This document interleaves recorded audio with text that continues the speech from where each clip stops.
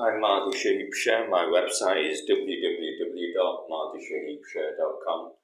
I think one of my interests in the world as Mahdi Shaheeb Sher is the Statue of Liberty in America. I think that with the Statue of Liberty in America, it does offer liberty to the world and to the people. I think that's what the Statue of Liberty offers. I think it offers those going to America liberty and an opportunity and a land of opportunity and freedom. I think that's what the Statue of Liberty offers, a land of opportunity and freedom. So I think that the Statue of Liberty is quite important in how the Americans show themselves to the world, or actually talk about themselves in the world. I think one of the first things that you see in America is the Statue of Liberty. I think it's quite close to New York, on one of those islands. And I think with the Statue of Liberty, it's maybe half the significance of the Eiffel Tower. So I think it's some kind of a modern kind of construct that is seen as a modern wonder of the world, So I think that with the Statue of Liberty, it does try to convey the argument that America offers liberty with the land of opportunity and freedom. And I think with this Statue of Liberty, it's kind of almost the jewel in the crown of American democracy. I think that's what you see on the crown of American democracy, the Statue of Liberty.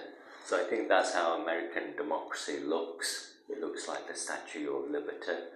But when you see the reality of America in the world, I think that you do see a lot of violence, war, famine and disease. So it does have to be placed quite evenly and balanced against the reality of how America stands in the world. And I think that America, as it has been conducting itself in the world, it's been responsible for the Iraq War, the Afghanistan War, the Bosnia War. It's been involved in 2 Iraq wars, not just one.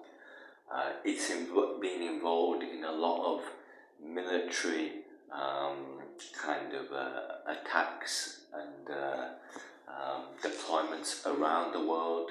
So it's very much militarily engaged in the world, including the Taiwan Straits as well. And I think that the level of military deployment that we see with America in the world shows its level of violence and aggressiveness in the world.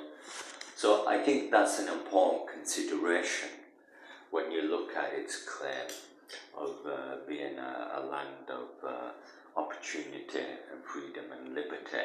I think there's no justification for war, especially when you can always resort to dialogue, peace and negotiation.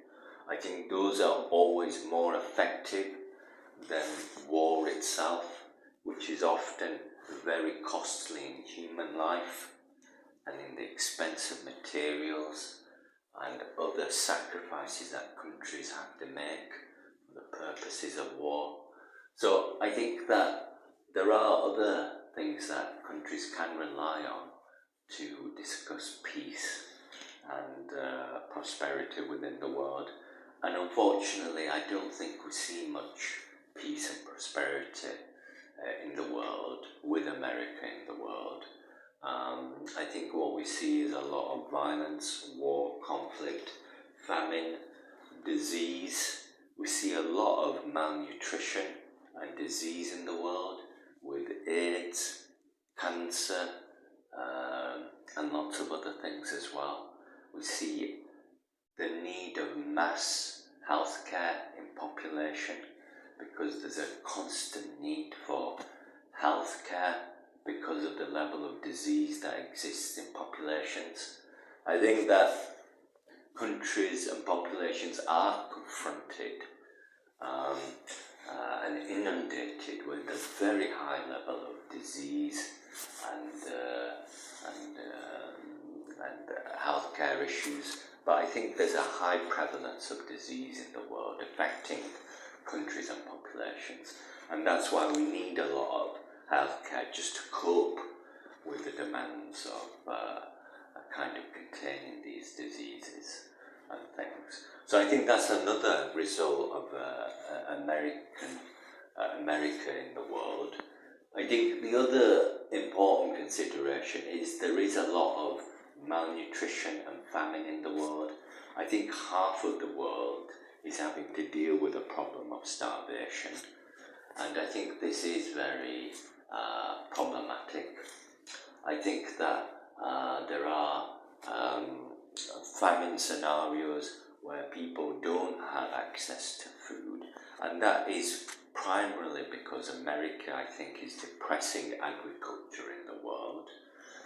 So it is unfortunate to see situations, to see conditions of famine, and very severe famine, especially in Africa. I mean, if you look at the images of the individuals affected by famine, I think they are very harsh and horrific images of people affected by famine. So I think that these images are very real indicators of how famine is in reality on the ground with people. That's how it is in reality.